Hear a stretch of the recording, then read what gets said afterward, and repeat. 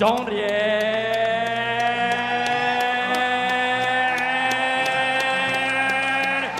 크아도로 알아 주의 사은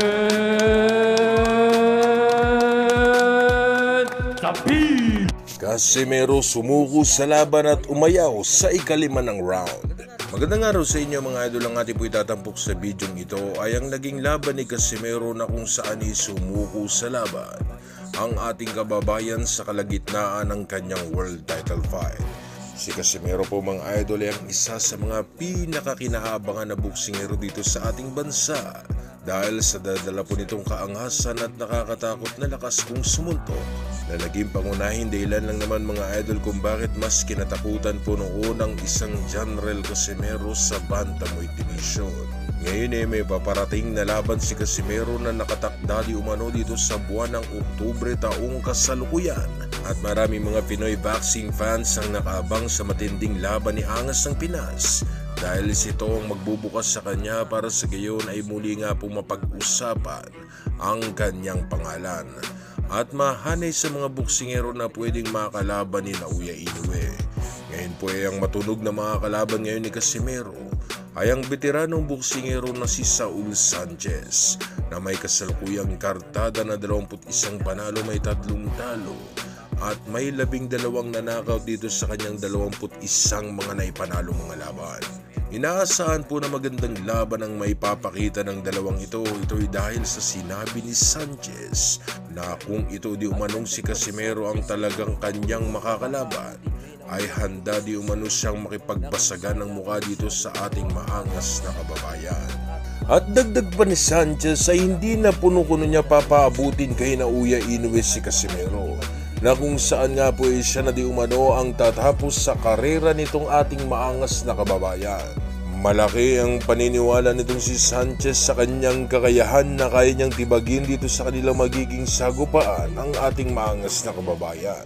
Mahalaga po ang laban na ito para kay Casimero mga idol dahil sa oras na di maging maganda ang performance na kanyang gagawin dito sa magiging laban nila ni Sanchez ay ito magiging pangunahing batayan ng kanyang promoter na si Masayuki Ito kung dapat pa nga ba niyang pangalagaan si Casimero at patuloy na pangasiwaan ang kanyang mga gagawing laban. Kung saan marami po talaga mga Hapon ang nakaabang sa performance ni Casimero mga idol. Kung mayroon pa nga bang kakayahan para talunin at banggain ang tinaguriang The Monster ng bansang Japan na si Naoya Inoue. Ngayon mga idol, meron po kasing mga nagsasabi na ito na di umano ang laban na talagang magpapaayaw kay Casimero na katulad na lamang ng nangyari kay Matelani. Dahil sa kakaibang boksingero di umano itong si Sanchez na haling tulad sa kakayahan itong si Moruto Matalani na agresibong boksingero at handa pong salubungin ang malalakas na suntok ng kanyang kalaban. At sa mga idol po natin dyan na hindi pa nakakakilala kay Moruto Matalani ay ito po ang laban na ihahain ko sa inyo mga idol na kung saan nga po umayaw sa ikalima ng round ang ating kababayan. At ito ay sa kanya pang kauna-unahang world title fight sa flyweight division.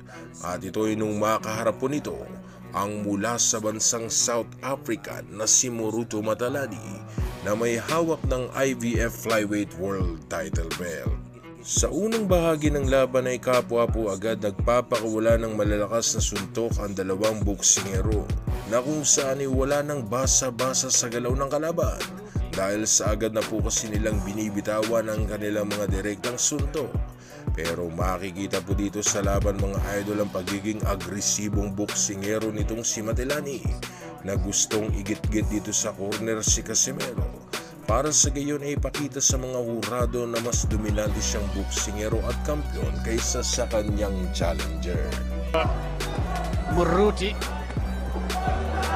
Deep punches there from Casimero.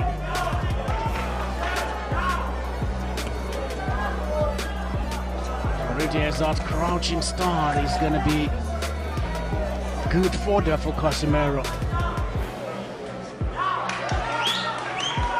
Moruti takes his time, trying to weigh his man down.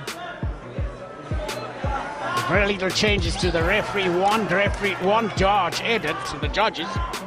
Sazi Kamlashe is a South African judge. The other judges, Alan Davis, is still here with us at ringside. And Valerie on the Dorset. yeah, Marutin Dalane is trying to close the gap at this point. Yes, Dalane now taking the fight to the Filipino, but the Filipino comes back with a big punch. Now the Filipino does throw some mean punches. One of the other things about the Philippines is his movements. He's quite upright. I'm not necessarily comfortable with his coordination in terms of movement, but he throws hard punches, that's for sure. To the body. That is for sure. So Casimero obviously getting an opportunity to fight for a world championship. It couldn't be a slouch. He's here to show what he's made of. No doubt, this man, Moruti, takes his time to weigh his men down. Clash of heads there. And Casimero quite happy to counter as Dalane comes in to engage. Casimero only 14 fights to his name.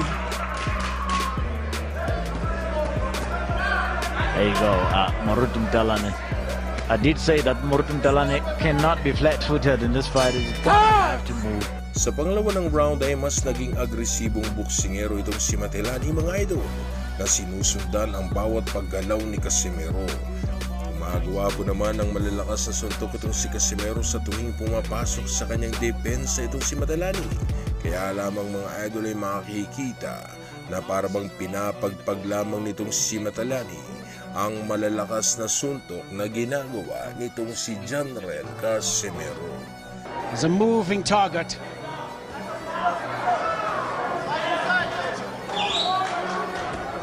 A good overarm right from Casimero. Staying out of trouble for now. Announced his arrival in the first round with big punches, booming punches. Look at that. Swivels as it throws that punch.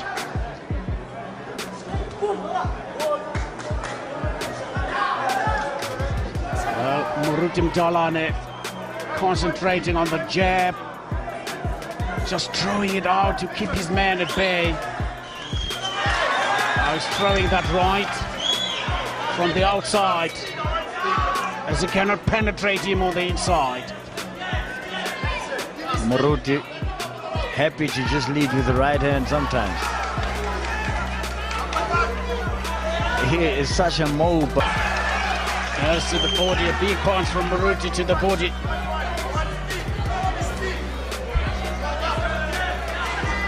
Marutin Dalane's corner wants speed from him.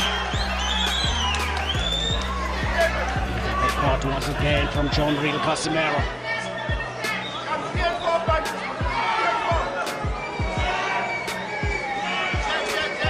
It's that uppercut he's been waiting for.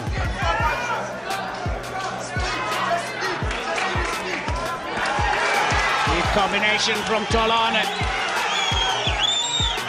Oh, the Filipino is not overawed. Now the Filipino looking to drop an overarm right rather.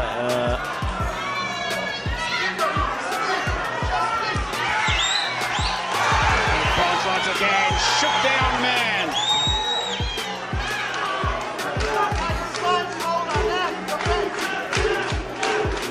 Better exchanges from Marutin Dalane in this round. Marutin Dalane, what a hardened flyweight champion he is. I mean, he's definitely built, with all that experience, he's built a lot of resistance. He's able to withstand whatever. Sa ikatlong ng round mga idol ay makikita na parabang aligagana ang ating kababayan sa laban. Na animoy hindi niya na malaman-laman ang kanyang gagawin sa laban. Hindi akalain ni Casimero na ganito pala katatag itong si Matelani, na kayang-kaya pong matagalan ang kanyang mga direktang suntok na binibitawan. Uppercuts from the young man from the Philippines. Yeah, no, I mean... He must not punch himself. Referee Morton says your punches, my friend.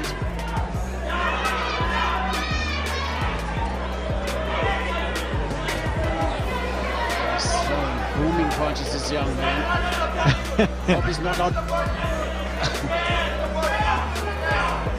Into the body, seems to have taken that punch.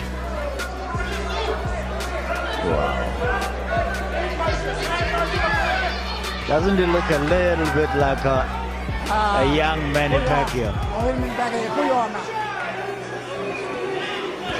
Oh, big punch from Talane. Yeah, no. You can see both boxers definitely throwing some huge punches. There you go, Morutin Talane trying to close the distance, and what is done here very well is to establish the jab first, and then start to build on his attack from there.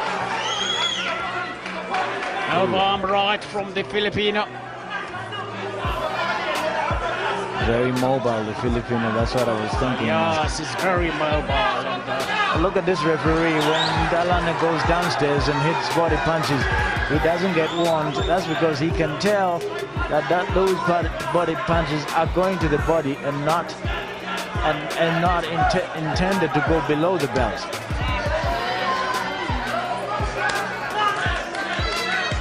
yes, and Talane. Another over. Arm right. Good to the jaw. Talane.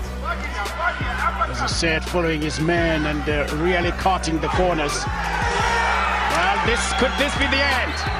Could this be the end? Yes, it is. Well, the young man couldn't take it anymore. There's just too much. Sa laban mga idol ay natalo po sa laban itong si Casimero at nanasap ang kanyang pangalawang talo sa South Africa na si Moruto Matalani. Inamin ni Casimero na nawala ang puso niya sa laban at hindi na ilabas ang lakas at totoong halimaw na kanyang kakayahan. Hindi po masyadong pinagandaan ni Casimero ang kanyang kauna-unahang world title fight na ito. Pero pagkatapos din po ng laban na ito ay nakapagdesisyon itong si Casimero na baguhin ang kanyang nakaugalian at dapat muling isapuso ang laban. Kung saan ay nagbunga nga naman ito mga idol dahil siya ay naging isang ganap na 3-division world champion at isa sa mga kinikilala na malalakas at halimaw na boksingero dito sa ating bansa na talagang kinaabangan ang bawat laban na sinasagawa.